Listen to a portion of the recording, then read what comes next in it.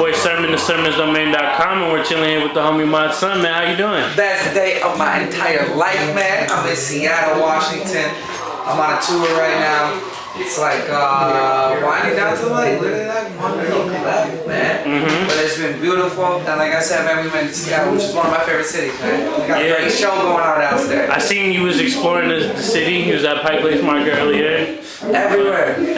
It's one of my favorite places, man. I have many stories about coming here, but every time I come here, because I've been coming here since, it's been in like little like vans where you drive into the city, and I would drive in, and I would immediately always drive to the water, drive to like Kurt's house or some shit. Like just something in Seattle, man. There's always a vibe. And there's a crazy vibe tonight. Like the kids here are special, but just they're special mostly because their environment here is fucking spectacular. Right. Yeah. Okay, so you wrote a book and you adapted it into an audiobook that's included in part of the album. Yeah. When did you come up with the idea to write a book and then adapt it to an audiobook? The original idea comes from this, man. By the end of my life, I've been told for a long time, many people have, and I want to put this out there, that they like to tell you that you can only good at one thing. So it's like, as a kid, you're like, I want to be a pro hockey player, and I want to be this, I want to be that. It's like, no, you gotta just pick one. No, that's not true, okay? You can be many things. In my life, like why I'm here, my vehicle is music. Music has brought me here, but the underlying thing because of the music is the words that have a message. So at the end of my life, man, I wanted to say my son was a musician, he was an artist, he was an author. What do you have to do to be these things? To become someone at the end of your life who says, this person was an author, what do you have to do? You have to write a book, okay? Just like with music, if you want to be a musician, you gotta write a song, okay? You gotta do these things one time. You do it one time, and it's gonna expand from there. That's what it's all about. Try something that you want to do. If you have a dream, a goal for something, go out there and do it one time, and you have officially become someone who does that, okay? So keep that in mind. This isn't a world that's made of just being good at one thing. So I decided I want to write a book. I wrote a book, and it came from a place of wanting to write it for myself. My book really expanded and did a lot of things for people that I did mainly because, like I said, I wanted to be an author, so I wrote a book. But I didn't know it was going to touch all these people. I obviously planned for the best, want the best, but the thing that happened in my book was one of those like expansion things that the world needed. I gave something the world needed, and from there I want to take it further. And to be clear, like I don't know anyone. I have a vast, musical expeditionary. I have a vast knowledge of music, and I don't know anyone who's done like an audiobook of an album ever. Okay? And especially in this day and age. So I decided that I wanted to do something that was like break grounds like that and challenge artists to do things. And furthermore than just me sitting reading my book, like we scored it like a Miles Davis album, brought every word to life musically. So go listen to my audiobook, man. It's like I said, it's scored, it's me reading it, and it's very special. But I just wanted to push it, man. Push it as far as I can. I gotta say, it's been really inspirational to me. It's definitely helping. Because I've been exercising, Yes, man. trying to be more positive. And your book is definitely helping. It's very real, man. I just want people to know too, like the people that preach positivity. The people that I really was inspired by was obviously things like the Law of Attraction and The Secret and all this stuff.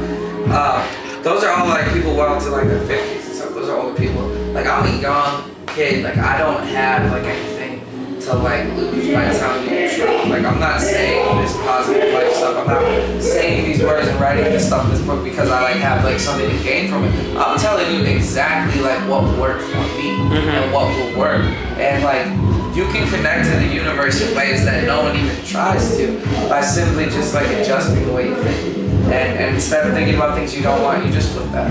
You just literally don't think about the things you don't want. And all you think about all day is things you want.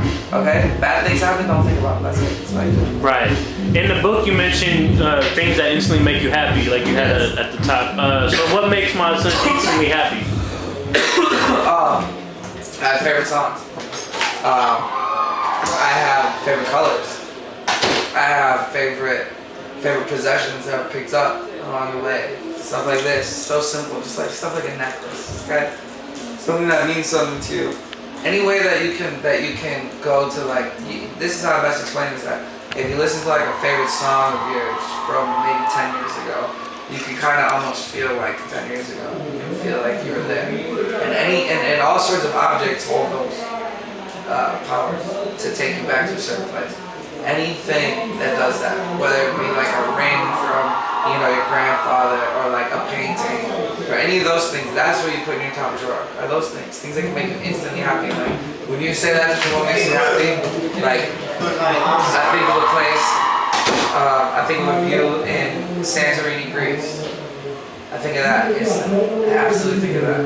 And I think of a bird, like a, this is what I always picture, and I say this in my book, I picture, for some reason, this bright green bird just flying across the sunset. And that's something that just instantly, like, makes you feel free, something. It's just anything that holds that power, man, to put you in another place, because you can make your own world here. Right. Yeah. Do you see yourself writing another book? Absolutely. I've already began.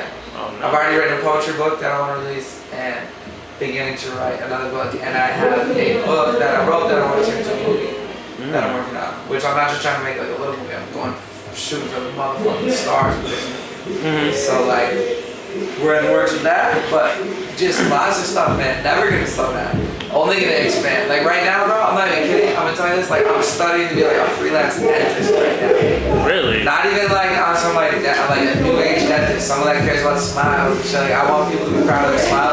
I'm not talking about like filling cavities and shit. I'm talking about like real, like fluoride is like a low-key kind of fucked up thing. There's all these things you can look into, but like anything that you've kind of been like pushed into since being like born in a certain country, whatever country does, you know, dental is one of them.